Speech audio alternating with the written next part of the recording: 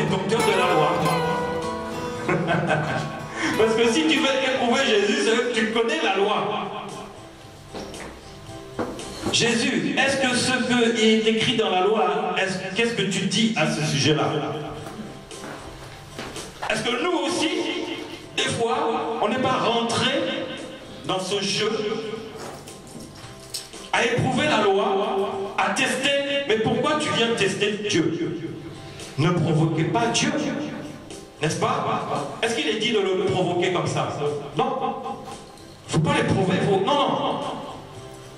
Mais nous-mêmes dans les assemblées, oui, la Bible dit que ceci, que cela. Non. Il a testé, il a éprouvé le maître. Il dit, maître, que dois-je faire pour hériter de la vie éternelle? Que dois-je faire pour hériter de la vie éternelle? Un docteur. Est-ce que tu te poses cette question aujourd'hui encore? Que dois-je faire pour hériter de la vie éternelle? Est-ce que tu te poses cette question aujourd'hui ou pas? Si tu te poses la question, c'est que tu ne vas pas provoquer Jésus, n'est-ce pas? C'est que tu ne sais pas ce qu'il faut faire. Peut-être qu'il y en a qui ne savent pas ce qu'il faut faire pour avoir la vie éternelle. Mais je vais te dire, ça se résume dans le premier commandement. Comment avoir la vie éternelle? Alors, qui connaît le premier commandement?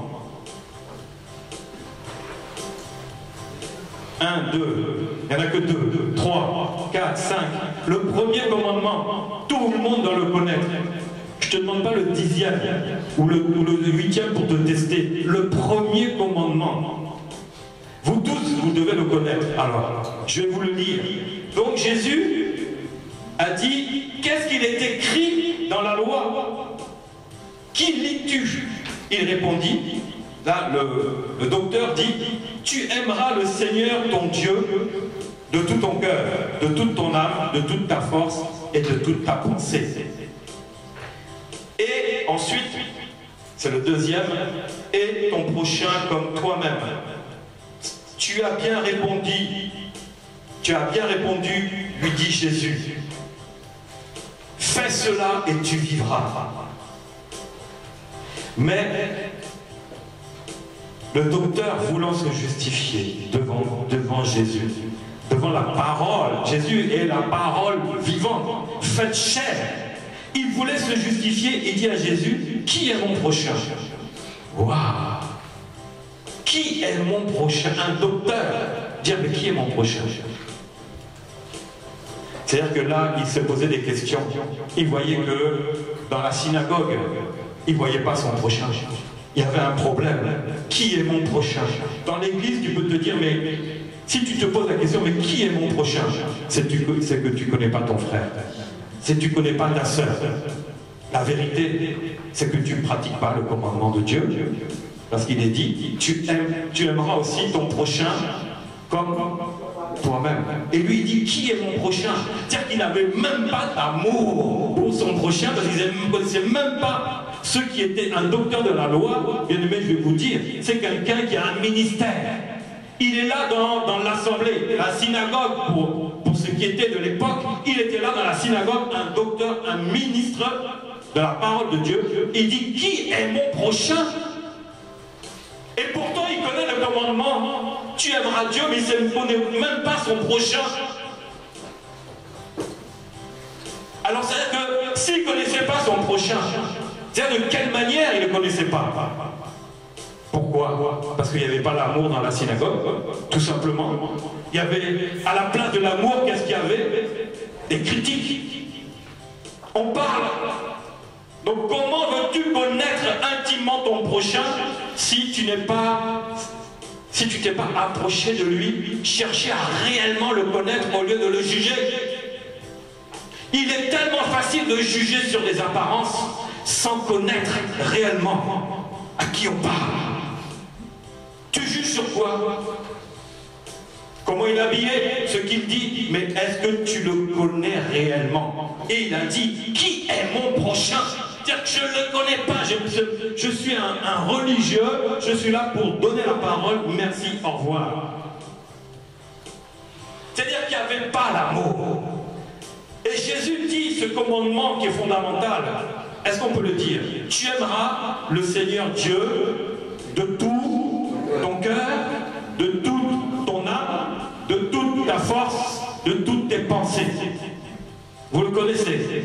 Mais alors pourquoi il y a quelque chose qui bloque dans notre vie de tous les jours? Ici, bien aimé, ici, tu vas dire, mais oui, Seigneur, je suis dans cette assemblée, je t'aime de tout mon cœur, je t'aime de toute mon âme. Qu'est-ce que c'est que le cœur, l'âme, tout ça? C'est l'être entier de A à Z, esprit, âme, corps. C'est-à-dire toute ta vie, toi-même entièrement, tu es là, ici, présent. C'est-à-dire que tu aimes Dieu de tout ton cœur, tu l'as aimé, tu l'as adoré, de toute ton âme, tes pensées et ta force.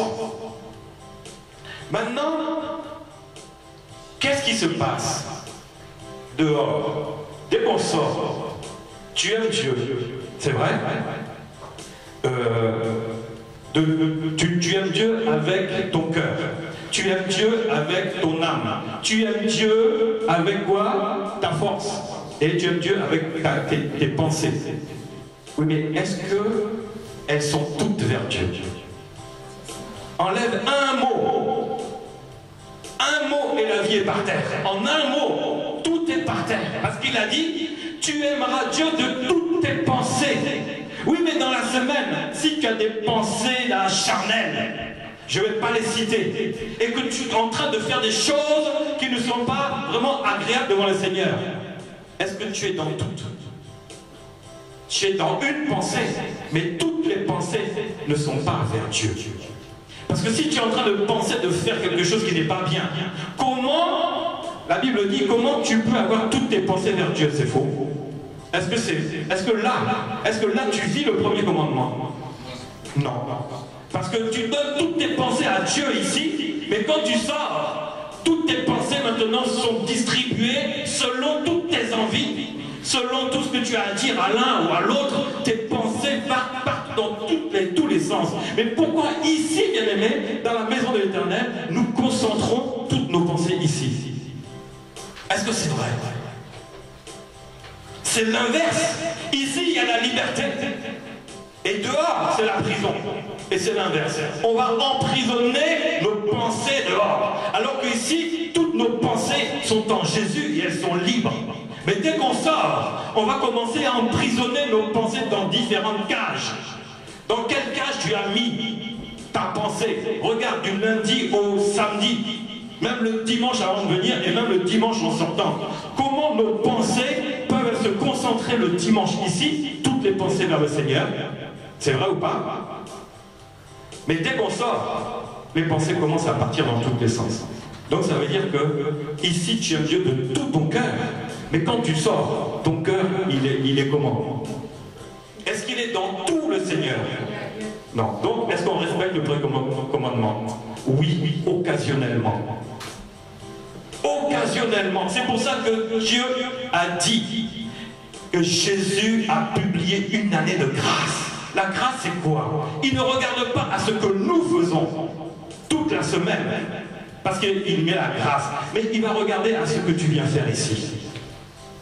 À cause de tout ce que tu fais ici, le Seigneur accepte. Et tu es en train de pratiquer le vrai commandement, le premier commandement. Tu es en train d'aimer le Seigneur, Dieu, Jésus-Christ, de tout ton cœur, de toute ton âme. Mais ici, à chaque fois que tu viens, le Seigneur va te renouveler. Il va te transformer. Quand tu vas sortir d'ici, bien-aimé, si tu as vraiment ouvert ton cœur, c'est-à-dire que tu n'as pas déchiré tes habits, mais déchirer ton cœur. Déchirer les habits, ça c'est le docteur de la loi. Mais déchirer son cœur devant le Seigneur. Seigneur, voici tout ce que j'ai fait. Je me rends compte là, maintenant, aujourd'hui, que j'avais oublié des choses que j'avais faites qui n'étaient pas agréables. Mais le Seigneur te débarrasse de tout ça. Parce que tu mets en pratique le premier commandement. Et quand tu mets en pratique le premier commandement, bien aimé, le Seigneur efface toute ta semaine. Tout ce qui ne glorifiait pas le Seigneur l'efface. C'est effacé à chaque fois. tu repars à zéro. C'est un nouveau départ à chaque fois. Pourquoi? Parce que tu es en train d'appliquer le premier commandement. Est-ce que Dieu te demande de faire des choses compliquées? Est-ce qu'il te demande de faire des choses extraordinaires? Non, non. Il te dit simplement, aime-moi, adore-moi de tout ton cœur, tes pensées, ton âme, ta force. C'est là que le Seigneur maintenant envoie maintenant sa faveur, envoie sa grâce, ses bénédictions. Tu veux faire comment? Tant que tu n'es pas agréable à Dieu, bien-aimé, ça sera compliqué pour toi que ta vie change. Parce qu'il faut d'abord que tu pratiques ce qui est en premier. Et ce qui est en premier, c'est Dieu lui-même. Il faut que tu mettes Dieu d'abord dans ta vie.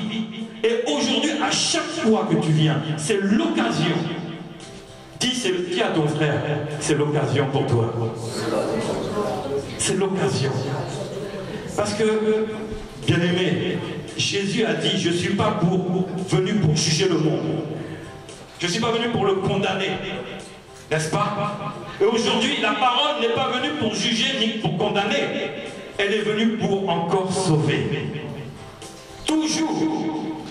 Mais le Seigneur en première place. Le dimanche est devenu une telle habitude, c'est vrai.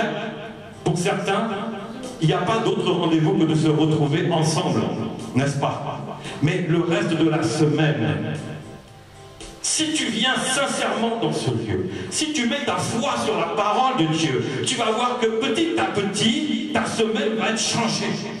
Le lundi, ça va aller, le mardi un peu, ainsi de suite. Mais à chaque fois que tu viens là, le Seigneur amène à ce que tu lui laisses la première place. Tu veux faire quelque chose qui n'est pas bon. Bien aimé, ça peut être sur une parole. Mais si ton cœur a été visité par le Seigneur, tu vas voir que ça sera plus facile. Ça sera plus facile. La Bible nous dit, aime Dieu de tout ton cœur. Tu vas examiner ton cœur maintenant. Tu vas examiner ton cœur. Tu vas fermer les yeux.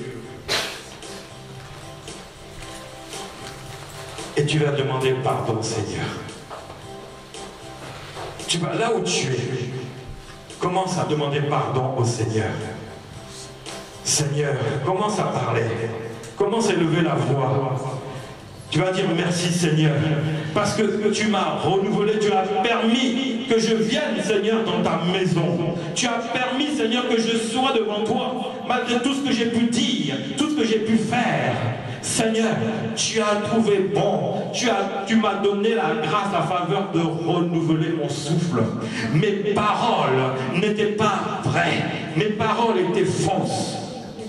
Mais Seigneur, tu n'as pas regardé à cela parce que tu m'as tant aimé que tu as donné ta vie pour moi. Oui, le Seigneur a donné, bien aimé, sa vie pour toi. Même si tu as des paroles qui ne sont pas véritables, Jésus ne regarde pas à cela parce que quand tu t'approches de lui, bien aimé, la parole de Dieu devient véritable.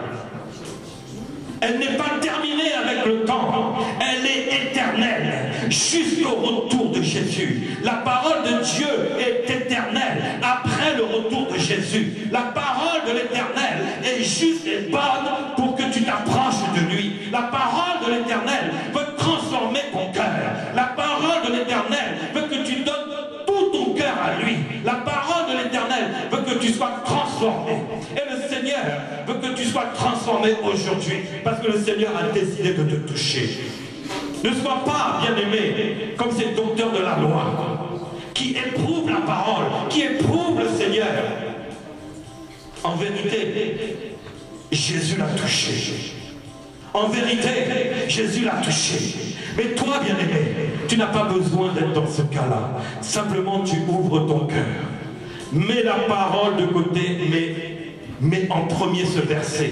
Parce que la parole commencera avec ce verset dans ta vie, bien-aimé. Aime de tout ton cœur, de tout ton cœur, de tout ton cœur. Est-ce que tu veux aimer Dieu aujourd'hui de tout ton cœur, de tout ton cœur, bien-aimé? Donne ton cœur ce matin au Seigneur Jésus. Donne-lui ton cœur. Tu dis, Seigneur, je te reçois aujourd'hui et je veux t'aimer. Comme tu l'as dit, le premier commandement, la première parole que Dieu a donnée comme loi à ses enfants. Elle n'est pas abolie, elle est toujours valable. Elle est pour nous, bien-aimés. Je t'aime de tout mon cœur. Commence à dire, Seigneur, je t'aime de